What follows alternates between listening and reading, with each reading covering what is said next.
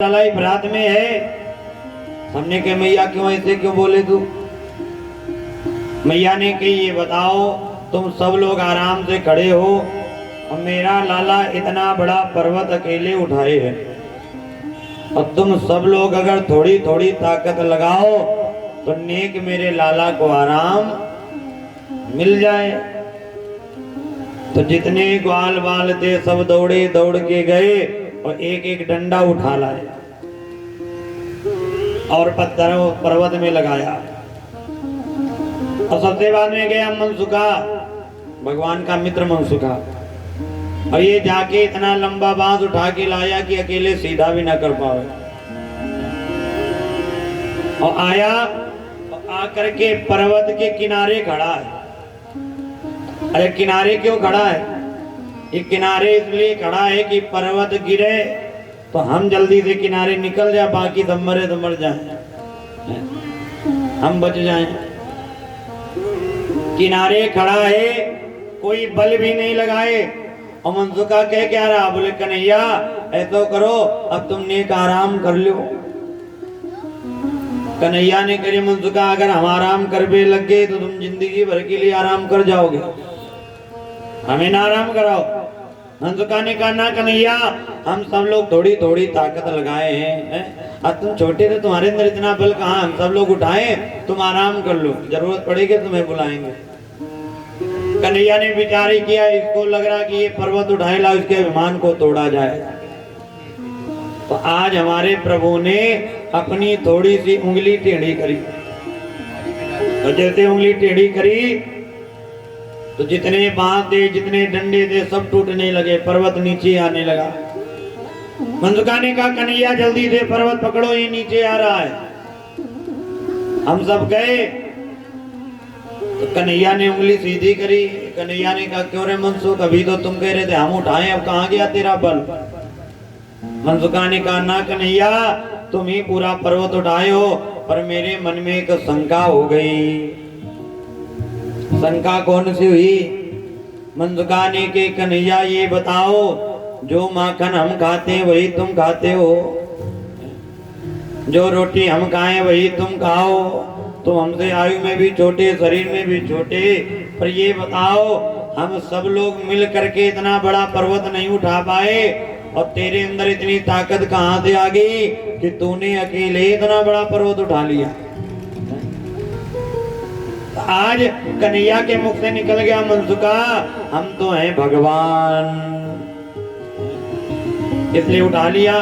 मनसुखा ने की वारे कन्हैया, अच्छा ये बता तेने तो कौन सा काम कर दी जो तू भगवान है? ऐसा कौन सा भगवान वाले काम कियो?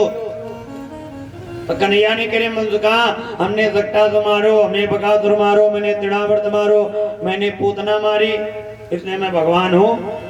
तो मनसुखा ने के बारे कन्हैया तेने पूतना मारी तो कौन सा बड़ो काम कियो? वो मरी मराई पूतना में दो चार घुसा तो हमने भी मार दिए, तेने पूतना मारी। सही से बता तेरे अंदर इतना बल कहाँ से आया? आज कन्हैया बोल पड़े, सुनो मनसुखा, कछु माखन को बल बढ़ो और कछु गोपन करी सहाय, और राधे जो की कृपा से मैंने गिरिवर लियो उठाए। बोले कुछ तो जो हम माखन खाते हैं उसका बल बढ़ गया, माखन से हमारा बल बढ़ा, शक्ति बढ़ी। तो कछु माखन को बल बढ़ो और कछु गोपन करी सहाय। कन्हैया ने कहा मनसुखा, जब हम आप जैसे मित्रों को नेत्र से नेत्र मिला करके देखते हैं तो आपका बल हमारे अंदर आ जाता है, आप ऐसे मित्रों। मनसुखा ने कही कन्हैया तभी हम कहें कि हम दिन पर दिन कमजोर क्यों हो रहे हैं? अभी तक तो हमारा माखन चुराते थे, अब तो हमारी शक्ति भी चुराए लग गए, इसीलिए हमारी शक्ति कम हो रही, हम कमजोर हो रहे हैं। राधे जो की कृपा से राधा रानी की कृपा से मैंने गिरिवर लियो उठाए। भगवान कहते हैं मैंने राधा रानी की कृपा से इतने बड़े गिरिराज पर्वत को अपनी एक उंगली के ऊपर धारण कर लिया। 7 दिन रात्रि बराबर हमारे प्रभु उस पर्वत को उठाए रहे। मेघगढ़ थक गए, एक बूंद जल नीचे नहीं आया, कोई नुकसान नहीं हुआ, कोई क्षति नहीं पहुंची। मेघगढ़ थक गए, वापस इंद्र के पास आए, बोले राजन हमारी ये सामर्थ्य नहीं है कि हम वृंदावन को बहा सकें। क्यों? बोले वृंदावन में एक छोटा सा बालक है जिसकी आयु तो 6 वर्ष की है, पर वो सभी ब्रजवासियों की रक्षा कर रहा है। इंद्र ने विचार किया, हमें लगता है द्वापर में हमारे प्रभु का अवतार होना था, कहीं वो प्रभु अवतार लेकर के तो नहीं आ गए। लाओ क्षमा मांग ले, मुझसे बड़ा अपराध हो गया जो मैंने वृंदावन बहाने का कार्य किया। आज इंद्र आया और आकर के भगवान के चरणों में लेट गया और क्षमा प्रार्थना करता है। विशुद्ध सत्यम तव धाम शांतम तपोमयम दस्तरजतमस्कम। आज 10 श्लोकों में दिव्य स्तुति किया और भगवान ने इंद्र को क्षमा कर दिया। कहा जाता है कोई गलती करो, अगर भगवान से क्षमा मांग लो तो भगवान उस गलती को क्षमा कर देते हैं।